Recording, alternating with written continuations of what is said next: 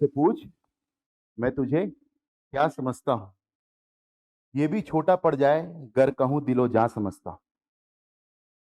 मुझसे पूछ, मैं तुझे क्या समझता हूं। ये भी छोटा पड़ जाए गर कहूं दिलो जा समझता हूं। तू मेरी आन है, बान है, मान है, सम्मान है। तू मेरी आन है, बान है, मान है, सम्मान है। जैसे मैं भारत और तू भारत का संविधान है।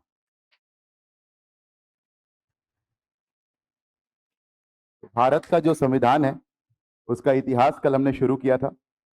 31 दिसंबर 1600 को न्यू ईयर पार्टी के पहले महारानी ने रॉयल चार्टर जारी किया, और जैसे ही रॉयल चार्टर जारी करती है महारानी साहिबा, तत्काल ईस्ट इंडिया कंपनी अपना जहाज बढ़ा लेती है किसकी ओर? भारत की ओर। 1608 8 साल लगते हैं क्योंकि लंबा रास्ता है। और 1608 में जैसे ही कंपनी पहुंचती है, तत्काल वो स्थापित करना शुरू करती है अपने व्यापारिक केंद्र ट्रेड सेंटर्स। और ट्रेड सेंटर्स कहां पर स्थापित करती है? तटों के पास में, नियर द कोस्टल एरियाज। क्यों? ताकि आवागमन में क्या हो बेटा, आपने हिस्ट्री में बहुत बढ़िया तरीके से पढ़ा होगा कि कच्चा माल यहां से ले जाते थे। सबसे पहले ब्रिटेन में इंडस्ट्रियल रिवॉल्यूशन हुआ था, औद्योगिक क्रांति, और वहां कच्चे माल से क्या बनाते थे? तैयार माल। फॉर एग्जांपल कॉटन ले जाते थे यहां से कपास, और कपास से क्या बनाते थे? कपड़े, और कपड़े को वापस कहां बेचते थे बेटा? तो इसके लिए आना जाना करेगा, आना जाना पड़ेगा, और बड़ी बड़ी शिपों में लाद करके सामान लाया जाता था। इसलिए तटीय क्षेत्रों के पास में स्थापित किया गया था। 3 प्रमुख तटीय क्षेत्र कौन कौन से बने?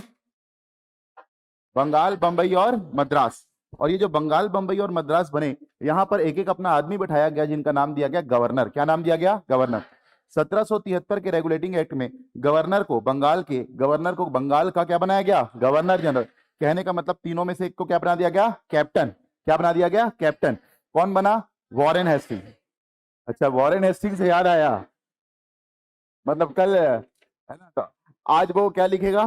William Bentinck. ठीक है, तो जो भी हो अच्छी बात है, नंबर उसके अच्छे आए। हाँ। हाँ, कौन है? चलो, अच्छा आप ही हैं वॉरेन हेस्टिंग? सही में आपका नाम वॉरेन हेस्टिंग है? अच्छा, चलो आपने स्वीकार कर लिया, बहुत बढ़िया। और अच्छे नंबर आने चाहिए अब, ठीक है।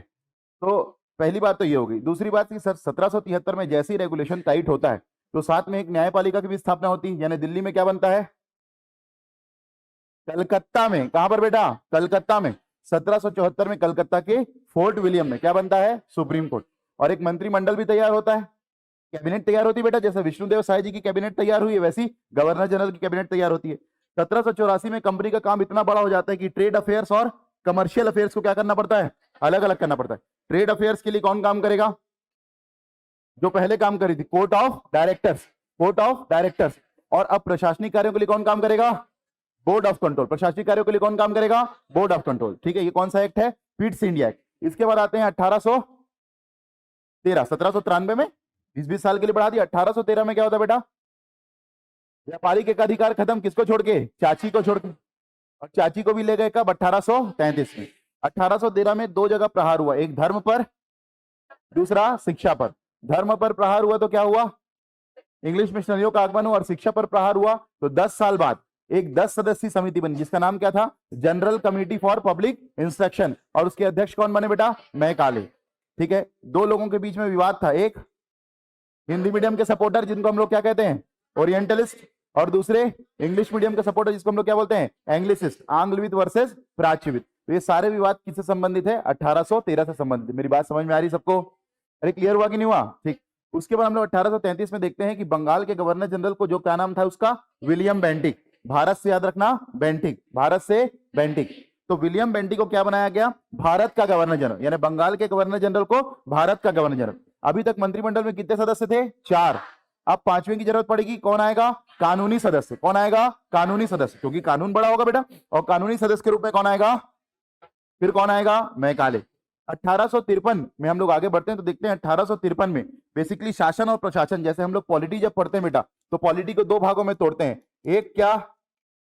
विधायिका यानी लेजिस्लेचर, और दूसरा कार्यपालिका यानी एग्जीक्यूटिव। तो यही 2 भागों में तोड़ा जाता है। कब? 1853 में।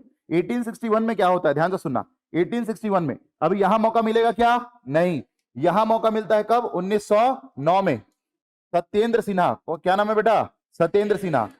ये कौन से ऑफिसर थे? ये आईसीएस ऑफिसर, यानी सरकारी सदस्य।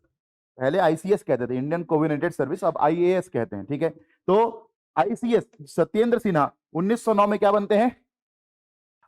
अगर आप चाहते हैं अपने कैरियर को एक नई दिशा देना और सुनहरे भविष्य को साकार करना, तो जुड़िए कंपटीशन कम्युनिटी के साथ। आज ही हमारे वेबसाइट के कैरियर पेज पर विजिट करें अथवा डिस्क्रिप्शन बॉक्स पर दिए गए लिंक पर क्लिक करें। हमेशा आपके साथ टीम कोको।